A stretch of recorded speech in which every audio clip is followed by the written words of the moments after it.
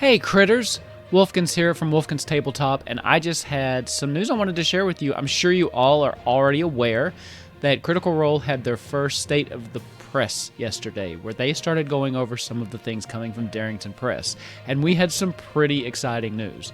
Now, we definitely have some things about board games and stuff. I'm not getting into that. What I want to talk about today are the not one, but two new RPG systems that Critical Role, through Darrington Press, announced this week. And what that means for the future of Critical Role, possibly. So let's take a look at the first of the two systems. Check it out. Matt? Illuminated Worlds is a D6 dice pool system designed for much shorter, arc-driven campaigns and packaged in a way so that it can be used with pretty much any type of setting you can think of. It was created by Strasz Achimovich and Leila Edelman, two incredible game designers. Thanks, Matt.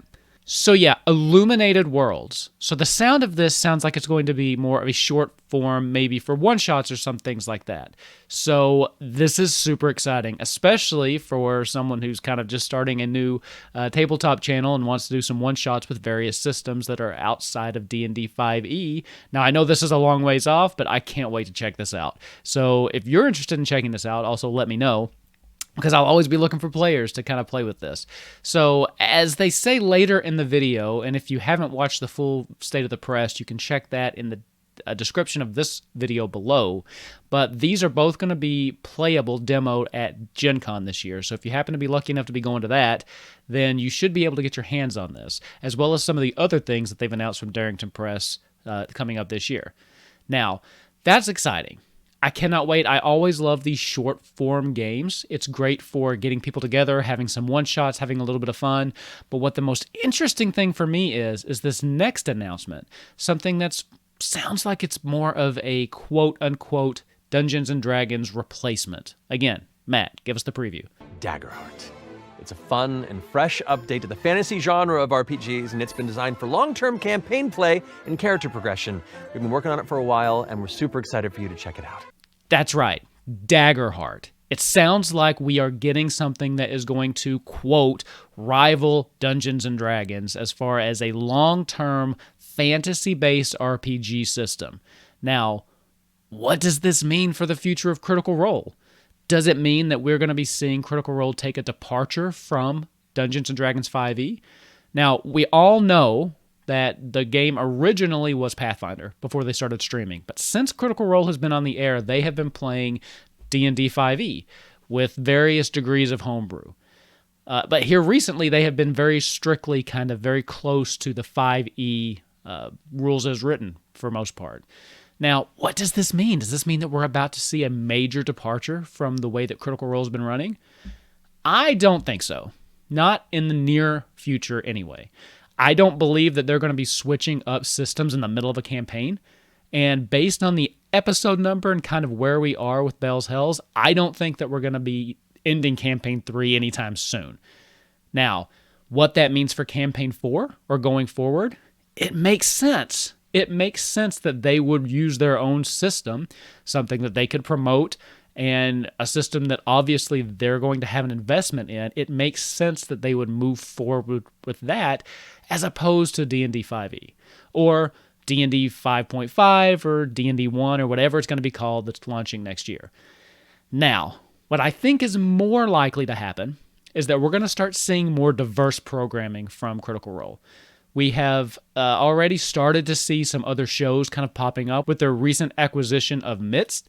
And again, some of the spin-off shows they've done. And they're not strangers to doing one-shots of other systems.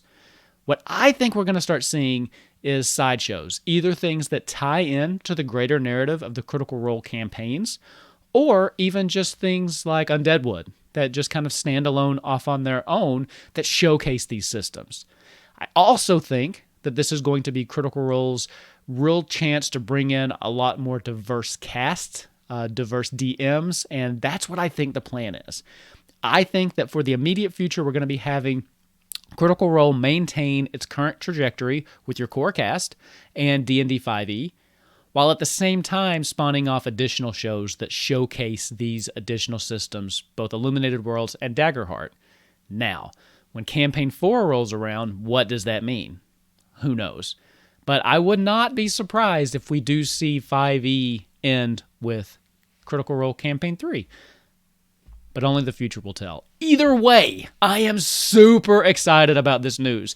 I am been a big D&D 5e person since I started playing role-playing games. It is still my preferred system, but here recently I have been just really enjoying branching out, looking at new systems. As you can maybe tell from my jacket, I'm super excited from the Walking Dead system that's coming out later this year. So any opportunity to just kind of explore some of these new games, especially when they're from these creators that I already know and love. So I can't wait to get my hands on these. Definitely keep your eyes peeled to this channel because I will be talking about them more and more as we get more information. I will be trying to run some games with them once I get my hands on them, once they're released, and I can't wait to see what Critical Role does with this. Only time is going to tell, but it's going to be good. It's going to be good. I really think so.